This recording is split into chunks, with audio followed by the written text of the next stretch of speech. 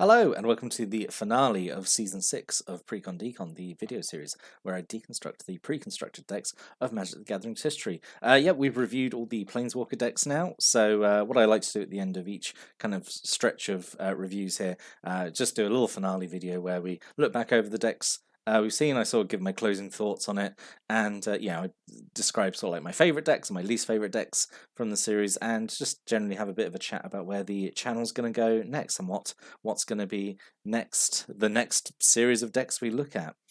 So yeah, let's just get on with it. So the Planeswalker decks, I'm not going to lie, this was actually a real struggle of a season of videos to get through. When I started, I thought like, oh, this is going to be fun because I remember kind of bigging up the Planeswalker decks a little bit in like maybe I think a trash talk video or something where I was like, oh, the Planeswalker decks should definitely come back. They're really good teaching tools for new players. Introducing Planeswalkers into them is like a really good idea because Planeswalkers are a good type, and like generally I think these are better made than the previous like theme and intro packs.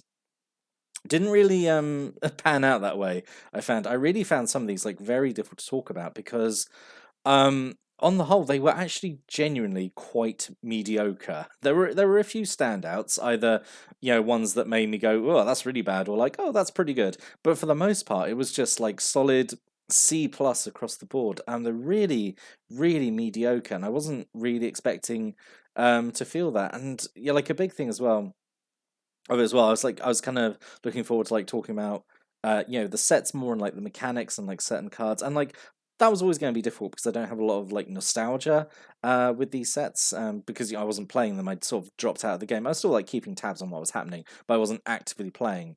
But I still had like thoughts on certain mechanics and cards and sort of like how the game was developing. But because of the way these decks were built, didn't really get much of an opportunity to talk about that. So really, I was just stuck looking at kind of mostly kind of like very mediocre cards, and I'm sorry if any of the videos seemed like kind of low energy because I'd felt kind of low energy while reviewing them. So like I'm glad they're done, but it is annoying that like their mediocrity has like taken away from like the sense of accomplishment. So it's a very bittersweet feeling because I mean I should be sort of sitting here thinking like, oh yeah, like I've smashed out another like 40 deck reviews, so I'm up to about 360 now if we go all the way back to like Tempest and stuff. So I've reviewed a whole bunch of decks, but like it's really hard to feel a sense of accomplishment because of how emotionally uninvested I was in these Planeswalker decks, I suppose. I mean, that's just me having a vent. I hope you still enjoyed the videos. I still, in some way, enjoyed making them. But yeah, now that I sort of look back on it, I'm just like, oh, maybe these decks weren't as good as I originally thought. Anyway, enough of the moping, and we're going to get into some top and bottoms, I think.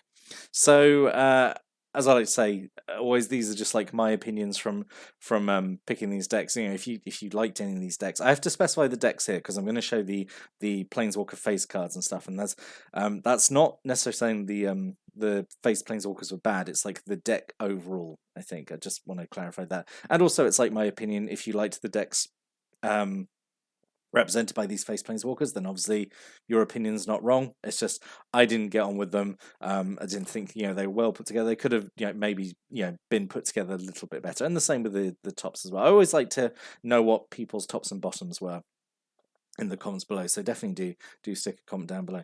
But picking top and bottoms was actually pretty difficult here.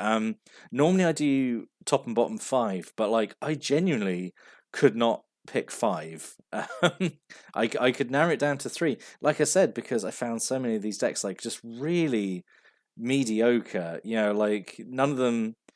When I was looking through the list, being like trying to pick top and bottoms, none of them was like really jumping at me, being like, "Oh yeah, I remember that one was like really really good." I really enjoyed like looking at the cards. That one I was just like, "Oh, that one was really really terrible."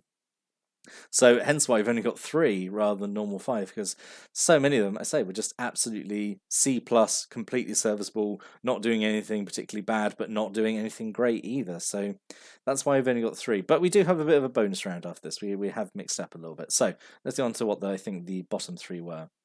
So, some dishonorable mentions, and I know someone's going to say like, "Oh, well, you got two dishonorable mentions here, so you could have had easily bottom five." Well, I didn't because these two were up for consideration, but I didn't think they were actually genuinely bad enough to get mentions. So the first one, Chandra Pyrogenius, was a red white vehicle deck, which was just maybe because it was like one of the first ones. It was just really just I think not very well put together. But I think overall it was still basically serviceable. It was like C minus rather than C plus, but like it was still basically okay enough.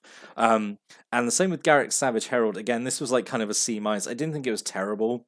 Um, it just had like this weird theme of like power four or more matters, but like there didn't seem to be enough creatures with power four. There were enough. There were some creatures with power four or more, but like I didn't feel enough. But like overall, the deck still felt like serviceable. Like it wasn't. I feel like a complete disaster. So yeah, these gets all like C minus, but like they weren't. Yeah, I say in the realms to be considered bottom, but I was flirting with the idea a little bit. Let's get into the actual real bottom three. So the first one that jumped at me was Liliana Deathwielder. So this was a green black one from Amonkhet, and it was meant to be about -1/-1 counters, but and like there was some okay cards in there, but I think generally overall the deck was just kind of a bit slapdash. It felt very slow and dirtly, and then for some insane reason, it like completely veered off and like then included a bunch of artifacts that cared about the brick counters, which are fine cards, but like it was weird to have some cards which care about -1/-1 counters, and then some cards that didn't care about them at all, that just like complete filler. And yeah, and then I say the brick counter artifact. So this one felt like a bit slow and dirty. This is one of the first ones I remember looking at and being like, oh god, I really don't like the look of this one. How playing this one. So yeah, what also struck out at me was weird about this is that her planeswalker buddy, the desiccated Naga, had nothing to do with -1/-1 counters. And that seemed like such a perfect opportunity to do something with that. But yeah, we'll get into planeswalker buddies in a bit. Don't worry about that. So yeah, didn't like the Liliana Deathwielder deck. The next one was Huatli Dinosaur Knight, that deck. So it was Ixalan, it was red white dinosaurs, which was probably not the best color combination to do a dinosaur deck, because I would say most of the best dinosaurs were in green or like green red. In an ideal world, this version of Huatli would be three colors, should be Naya colors, and then you could have had all three colors of dinosaurs in the deck. But as it was, it really didn't use the best dinosaurs. Like there was the better options even in set that weren't used. And it was just a combination of kind of like not great cards, and yeah, it's just like Huatli herself is, I don't think, that well designed as a planeswalker. I think she's, you know, how to explain it. So I don't like that all her abilities like only exclusively benefit dinosaurs. I think like a better design choice for her would have been um, to have the effect and give it a boosted effect on a dinosaur. So like that first ability could have been put a +1/+1 counter on a creature. If it's a dinosaur, it gets two counters instead. Something like that. And the ultimate could have been like, oh, creature you control get like +4/+4, but like dinosaurs you control also get like first strike and trample, something like that maybe. Something that like rewards you for having dinosaurs, but it's not absolutely necessary, and it just increases then the chance that she can go into other types of decks. Maybe, I don't know. But whatever I say, this isn't about the planeswalker themselves; it's about their deck, and I thought Huatli's deck was like really not very good at all. And the last one, Vraska Regal Gordon. This might be the worst one, I think, because her deck was again green black, like the Liliana one, and it was. I was gonna say it was meant to be focused around Undergrowth, which was the Golgari keyword, but it wasn't even that because you only had like three cards with Undergrowth, I think, and like no way of reliably getting stuff into your graveyard. And before I remembered, like a lot of stuff was just very expensive and very inefficient. Didn't help that her buddy was like probably one of the worst ones. Again, we'll get to the buddies in a minute. But yeah, I remember this one being like looking like an absolute real slog to play.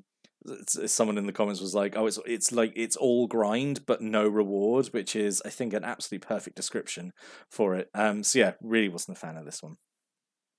But obviously, there were decks that I liked and ones that I managed to talk about and big up a little bit. So we'll talk about those top three. Probably of oh no, before we get to it, honorable mentions first because we had some of that. I couldn't not put Nicole Balas in here. This I think this is definitely more about the Planeswalker than the deck. The deck itself, I remember being sort of okay. It was like Grixis kind of control, but I've got to give a big up to Nikki B because oh god, I love him. Look at him, he's such a magnificent specimen of a dragon. So he's an honorable mention, but I say his deck was just ultimately quite mediocre. And then I thought Ashiok as an honorable mention in here as well. I don't think I would have maybe. I'm unsure. Like if I would have enjoyed playing the deck. I think just it did something like a little bit different. In that it was using the graveyard as a resource for the escape cards. In that regard, I think it deserved some kind of like mention. I say I don't think good enough for it to be one of my favorites, but like it stood out, I suppose. So yeah, and again, I know there's two honorable mentions here, so we could have had a top five, but yeah, whatever. So the actual top three. So Dovin, Architect of Law, that deck. So it's a white blue deck, which is in my top three, which is, I mean, it must have done something really well, and it did. It was like a really, I think, decently put together like blue white skies deck with like soft control options, like a lot of tap down effects, which I'm absolute sucker for. I thought this one was put together like really well, and I would have had a good time playing that one. So yeah, really liked Dovin's deck. And then like the that Ravnica block, the War of the Spark and like Ravnica Allegiance was a real jump up, I think, because Gideon's deck I thought was really great. So this is white black deck, which was mostly about just aggro, going wide, and just attacking. And yeah, I remember it being really really good. There was a bit of a life game theme to it. Had an extra planeswalker, had an extra Kaya in there. So yeah, I just remember this one being again really well put together. I think this is War of the Spark was just like such a like a good strong set, and of no surprise is the Jace Arcane Strategist deck. This might have been my absolute favorite out of all of them, just because I think the theme was really good. So it was green blue, like proliferate, and like focusing on card draw and stuff. And yeah, I just thought this one was really good. I remember looking at this one and just thinking it was an absolute home run. I think out of all of like I said, out of all the Planeswalker decks, I think this one was my absolute favorite. I think so. Yeah, this one was really good, and doesn't hurt that it's in green blue, which is one of my favorite color combinations. So it might have tipped the scale a little bit there. Yeah, really really liked this one.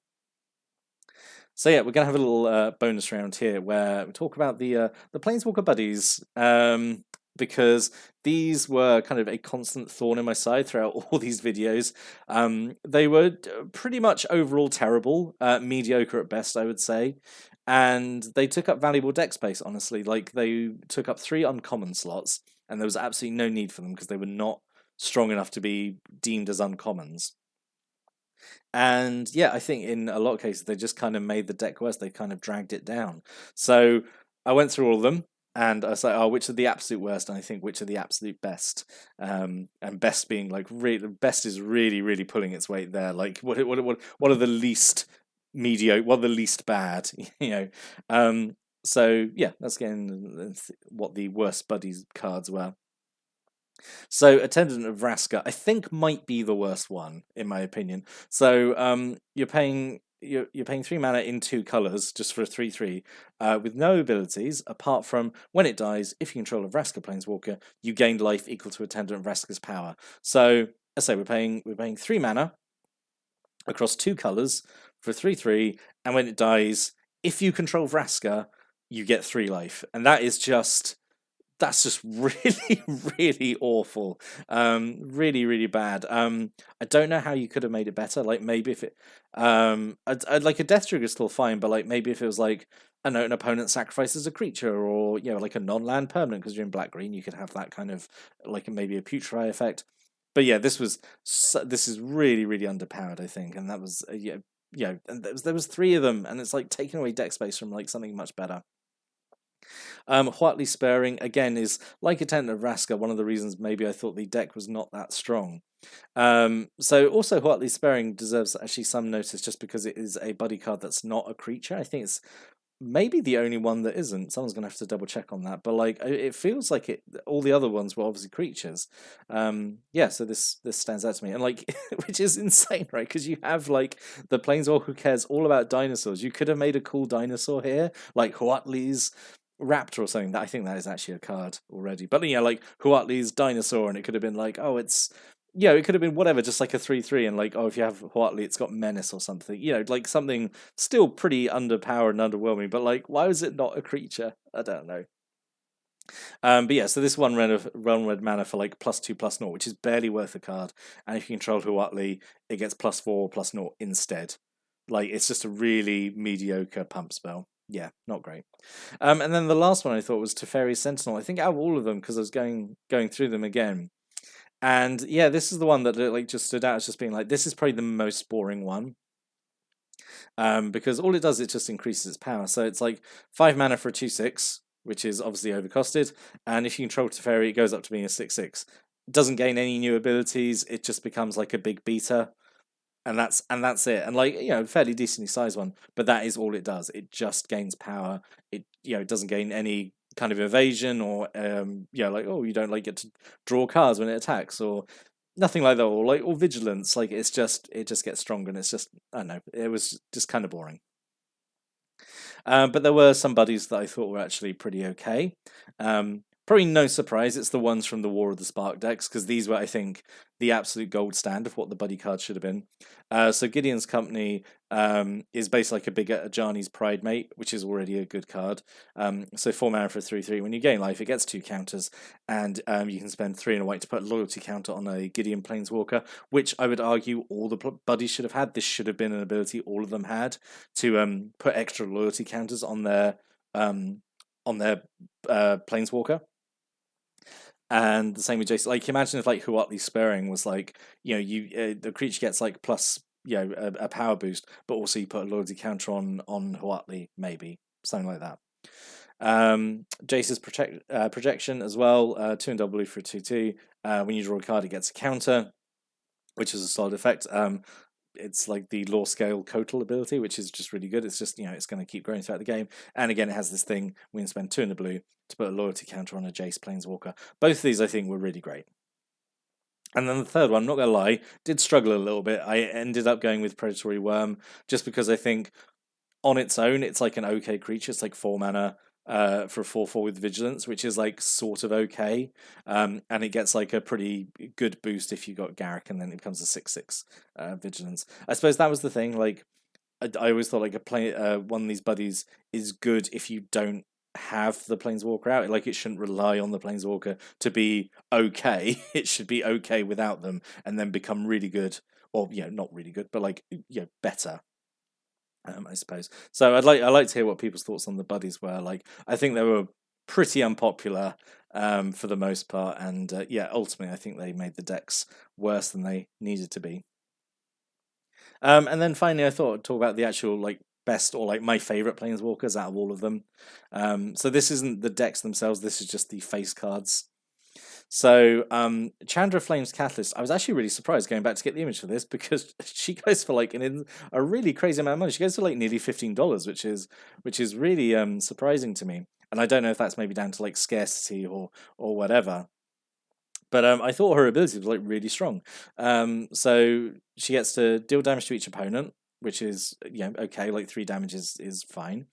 Her Mind lets you recast instants and sorceries from her graveyard, which is pretty good. We all know that like Yawgmoth's Will is like obviously a really busted card, so being able to do that is pretty good, giving stuff essentially flashback.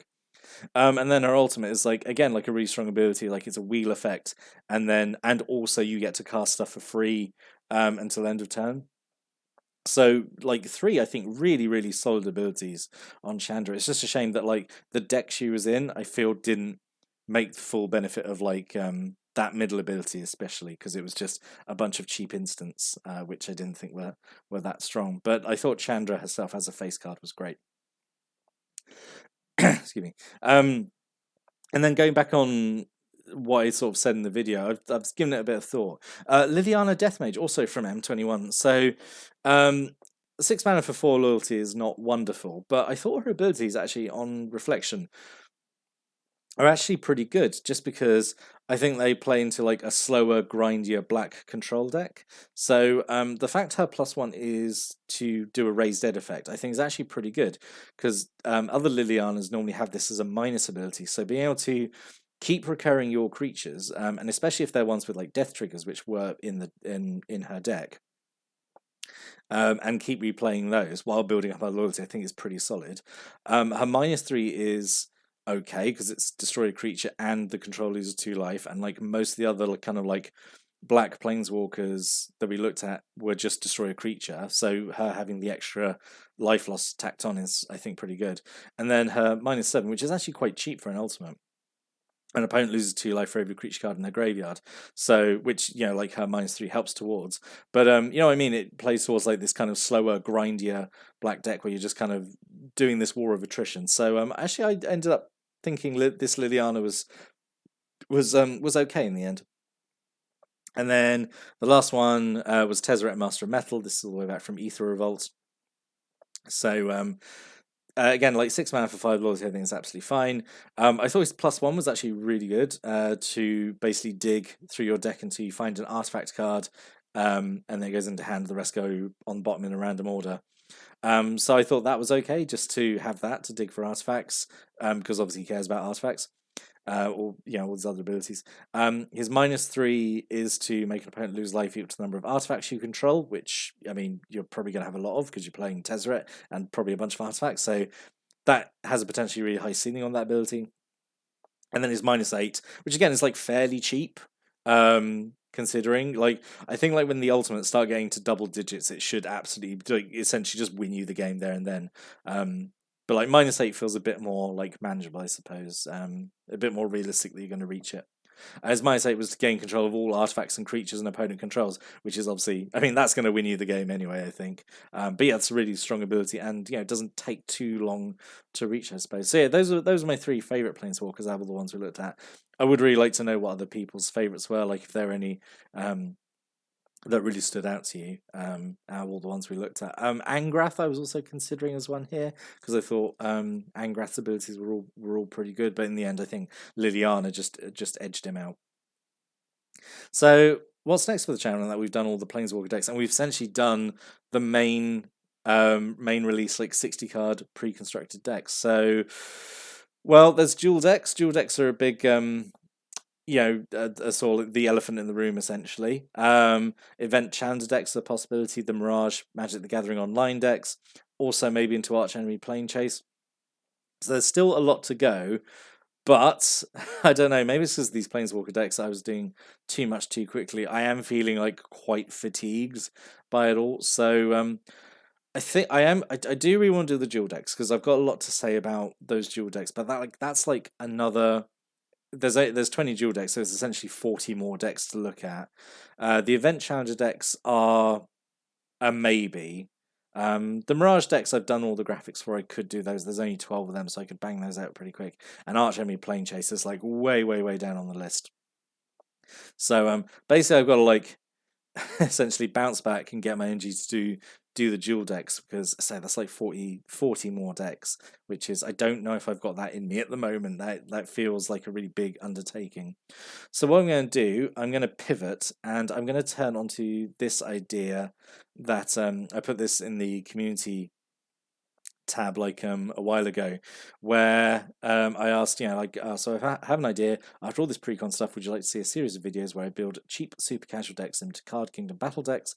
And people seem to really like that idea, so I think I'm gonna pivot and do that next. And I don't know, maybe do like 10 of those and see what people think about them. While I basically I just want to do something different while I gear up to do the next lot of like pre-constructed decks. So I'll make my own pre-constructed decks, I suppose. So yeah, I'm looking forward to this because I've been like putting together ideas since I made this post of like decks that could be built, and yeah. So and if there's enough interest, maybe that'll just be something I carry on with after looking at all the pre-constructed decks. So I think we're going to do this next as a trial run. I say do like 10 of them, and yeah, and then see where we are. Like, might come back and do the dual decks, but like maybe won't smash them all out in one go. Might kind of do a bit more of a staggered approach.